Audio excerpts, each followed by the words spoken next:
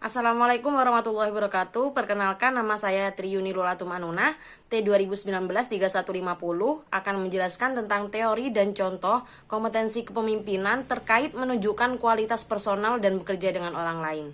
Sebelum saya menjelaskan materi tersebut, saya akan menjelaskan terlebih dahulu apa yang dimaksud dengan kepemimpinan. Kepemimpinan ini berasal dari kata pimpin yang berarti tuntun, bina, dan bimbing. Juga dapat diartikan sebagai mengapalai suatu pekerjaan. Kepemimpinan ini didefinisikan sebagai seseorang yang mempengaruhi atau mengarahkan orang lain dengan cara kepatuhan, kehormatan, kepercayaan, serta kerjasama dalam mencapai sebuah tujuan. Sedangkan menurut para ahli, kepemimpinan ini disebutkan oleh Stephen P. Robbins, kepemimpinan adalah kemampuan untuk mempengaruhi suatu kelompok dalam pencapaian sebuah tujuan. Jadi kepemimpinan ini seorang yang dapat mempengaruhi, mengarahkan, serta mengatur seseorang dalam pencapaian tujuan. Selanjutnya, berbicara tentang kualitas personal, kualitas seorang pemimpin, itu kita akan mempelajari tentang integritas seorang pemimpin. Jadi apa sih yang dimaksud dengan integritas seorang pemimpin? Integritas berarti mutu, sifat atau keadaan yang menunjukkan kesatuan yang utuh sehingga memiliki potensi dan kemampuan yang memancarkan kewibawaan dan kejujuran. Seseorang yang memiliki integritas pribadi akan tampil penuh percaya diri, anggun, dan tidak terpengaruh oleh hal-hal yang membuat kesenangan sesaat. Jadi dapat dipahami bahwa integritas seorang pemimpin adalah sikap atau sifat serta nilai-nilai yang memang harus dimiliki oleh seorang pemimpin guna untuk membangun kepercayaan antar individu dan sebuah organisasi. Setelah mengetahui pengertian dari integritas seorang pemimpin, selanjutnya saya akan menjelaskan tentang bagaimana sih cara membangun integritas.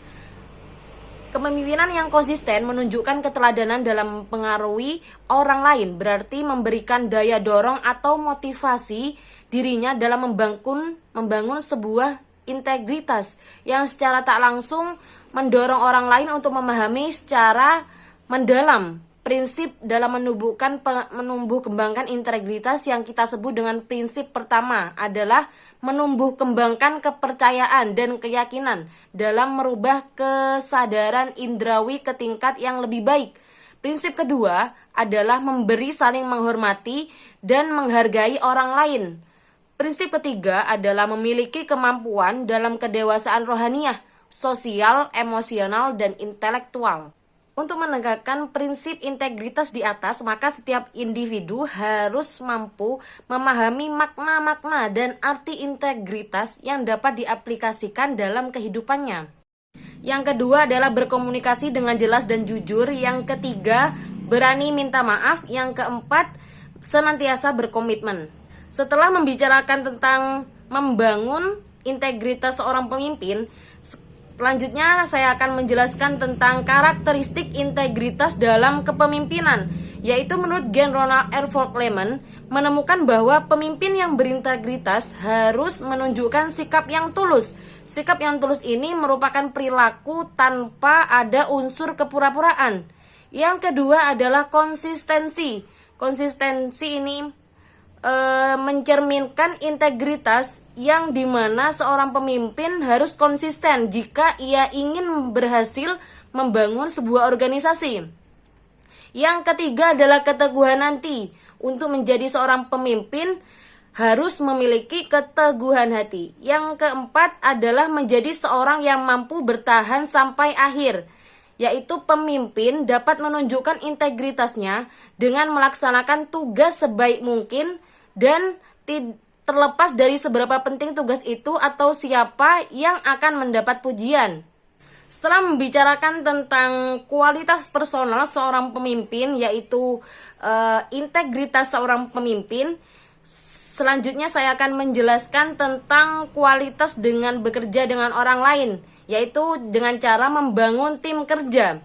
Dalam upaya membangun tim kerja adalah kesamaan visi, misi, dan tujuan yang ingin dicapai dengan terus melakukan brainstorming agar kesepakatan bersama dapat tercapai. Salah satu aspek yang dibangun adalah pembagian tugas yang jelas sehingga masing-masing anggota mengerti kewajibannya. Selanjutnya akan dapat menumbuh kembangkan rasa tanggung jawab dan komitmen dalam diri anggota tim. Di dalam sebuah tim, tetap dibutuhkan seorang pemimpin yang mampu menjadi motivator dan membangun suasana kerja yang kondusif, dan dari seorang pemimpin yang dapat berpikir jernih dan bertanggung jawab. Terdapat banyak aspek utama yang dibawa oleh individu ke dalam sebuah tim, yaitu kompetensi, keahlian anggota tim pada suatu bidang tertentu yang dapat memiliki kontribusi bagi pencapaian tujuan tim. Yang kedua adalah kemampuan belajar, learning, kemampuan belajar anggota tim yang berpengaruh langsung terhadap kemampuan belajar tim. Yang ketiga adalah kesungguhan atau komitmen, kesungguhan yang dapat diberikan anggota tim dalam melaksanakan tugas yang diberikan. Yang keempat adalah kerjasama atau teamwork, kemampuan kerjasama setiap individu sebagai anggota tim. Yang kelima adalah kolaborasi, kemampuan berkolaborasi di dalam tim dan di antara tim. Yang keenam, komunikasi, tingkat kemampuan komunikasi setiap anggota tim. Yang ketujuh adalah kepercayaan, tingkat kepercayaan terhadap sesama anggota tim. Yang kedelapan adalah motivasi, motivasi yang dimiliki setiap anggota tim. Selanjutnya saya akan menjelaskan tentang cara efektif dalam membangun sebuah tim kerja yang memiliki tujuan yang sama. Terdapat kerjasama, komunikasi yang baik, serta memiliki komitmen adalah dengan cara membangun hubungan antar manusia. Jadi fondasi dari sebuah tim kerja yang sukses itu adalah hubungan antar manusia. Jika komunikasi antar manusia itu sudah baik, maka akan tercapainya lah tujuan yang sama. Selanjutnya adalah membangun disiplin. Pemimpin harus membuat perubahan pribadi pada dirinya sendiri sebelum meminta orang lain berubah. Jadi pemimpin harus mencontohkan dulu sikap disiplin pemimpin, barulah seorang pemimpin meminta orang lain untuk berubah dan mengikuti perintah dari seorang pemimpin.